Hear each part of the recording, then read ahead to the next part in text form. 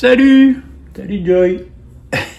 On se retrouve aujourd'hui pour faire une vidéo, une fois n'est pas coutume, ou une fois est trop coutume, selon d'ailleurs qu'on soit supporter du club ou pas, mais on va faire une vidéo pour faire un point sur la situation au Paris Saint-Germain, qui est donc le seul club français encore en lice au niveau des demi-finales de Coupe d'Europe, et qui donc, à cause de ça, nous intéresse un peu plus que les autres. C'est évidemment pas la situation du club au niveau du championnat, puisqu'ils sont déjà champions depuis 3 journées, qui nous préoccupe là. La question que j'ai envie de poser, c'est, bon, faut bien reconnaître que les 3 derniers matchs du PSG, la victoire 1-0 contre Angers, la victoire 2-1 contre Le Havre et le match nul hier à Nantes, qu'est-ce que tu fais? Qu'est-ce que tu fais? Oui, mon chéri. Oui, papa, il parle, là. Et, le match nul à Nantes hier, on peut dire qu'on a eu droit à 3 prestations poussives, du PSG. Alors, des prestations, et c'est ça, en fait, le vrai objet du débat, c'est, est-ce que c'est inquiétant? Ou est-ce que c'est normal et que c'est dans la gestion globale de Luis Enrique, de son effectif, puisque on voit que depuis ces 3 matchs, il y a énormément de rotation, que le temps de jeu de ces joueurs est réparti de façon quasiment égale. Ça, c'est le bon côté des choses, c'est qu'effectivement, le PSG va se présenter contre Arsenal. Alors évidemment, c'est sous réserve du match contre Nice vendredi soir. Mais bon, normalement, le PSG va se présenter contre Arsenal avec tous ses joueurs disponibles et aucun blessé, ce qui est déjà, quand on se remémore l'histoire récente du PSG en Coupe d'Europe, est déjà en soi une forme de miracle.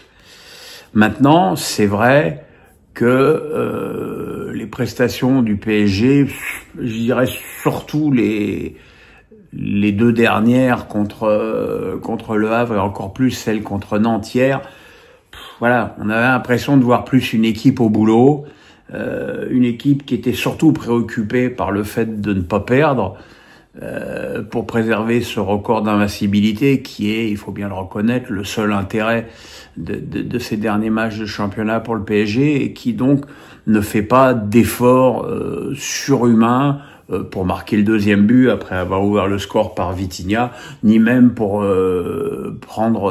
finalement arracher la victoire, même s'il y a eu cette tête de Ramos sur la barre en fin de match.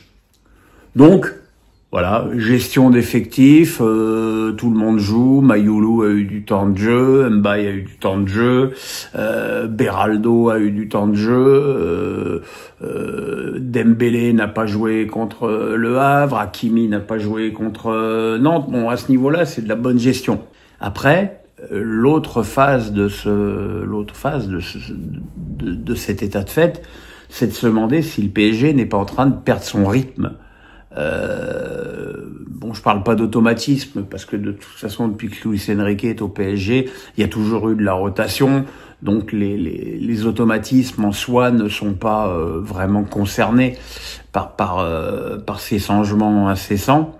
Mais il est évident, quand on regarde de près, qu'il y a des joueurs qui sont en difficulté depuis quelques matchs, et qu'on ne sait pas vraiment si c'est de la lassitude à la fin de la saison parce qu'ils ont joué beaucoup de matchs, ou parce que ils sont perturbés par le fait de rentrer, de sortir, de jouer, de pas jouer. Je pense évidemment en tout premier chef à Ousmane Dembélé, qui a fait un match vraiment très médiocre à Nantes. C'est un match d'une médiocrité comme on n'en avait pas vu depuis très longtemps. Et voilà, et ça c'est un souci, parce qu'on sait que Ousmane est, depuis cette saison, le danger numéro 1 en attaque. C'est vrai que la prestation de Kvaratskhelia a pas été bonne non plus. Bon, lui, c'est pas tellement une question de rotation, mais il a vraiment pas été bon à Nantes. Barcola est pas trop mal rentré, mais ça fait quand même un petit moment que Barcola n'a pas marqué de but. Donc voilà, inquiétude à ce niveau-là. Autre joueur victime de tout ça, c'est Zahir Emery, qui, alors lui, c'est un coup je joue pas, un coup je joue, et en plus je joue rarement à mon poste, puisqu'il a quand même joué arrière gauche contre Le Havre.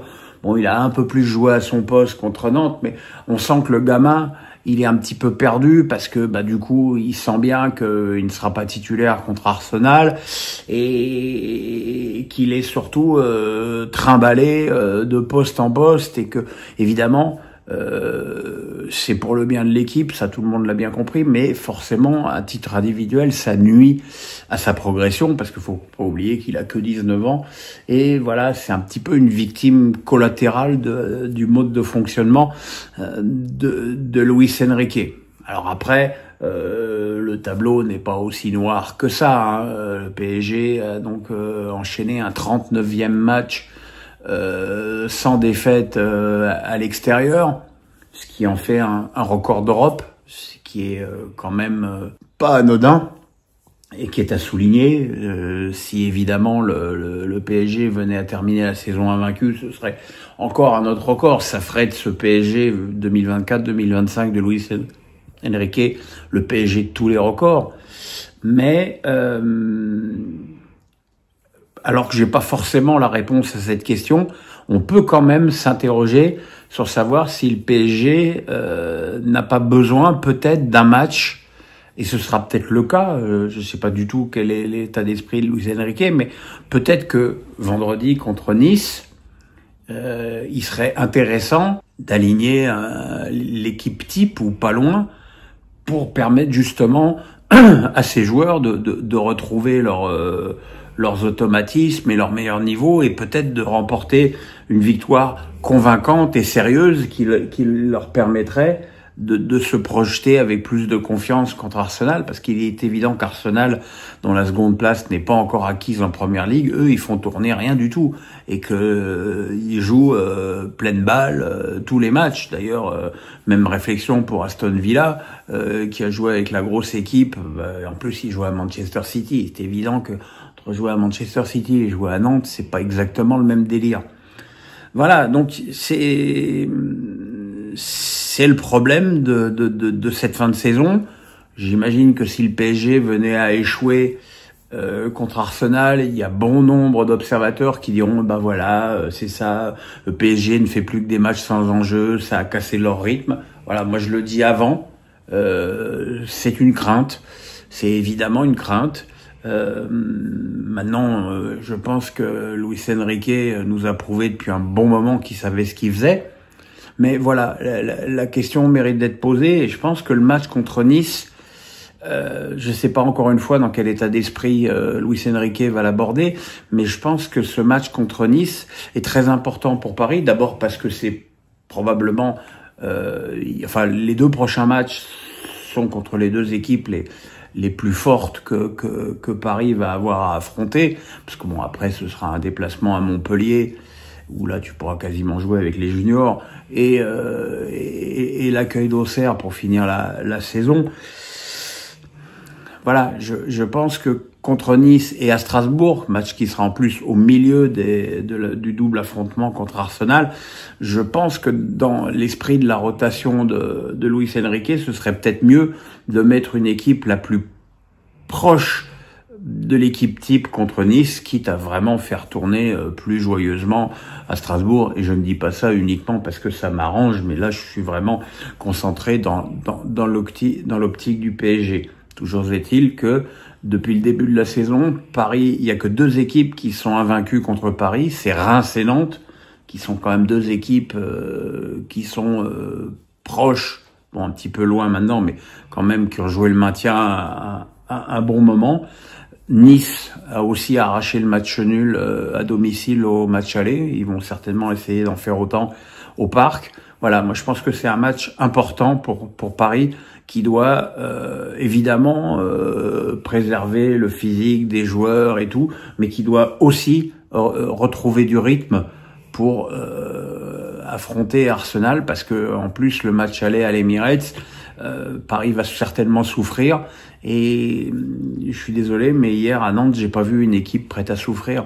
Donc voilà, mélange de confiance et d'inquiétude, mais j'avouerais que je pencherais peut-être un petit peu plus vers l'inquiétude après ce match. Voilà, les amis, on se retrouve vendredi pour les pronos inoubliables. Et puis en attendant, le pouce, la cloche, on s'abonne. Bonne journée. Je coiffais comme un cul, moi. Bonne journée, bye.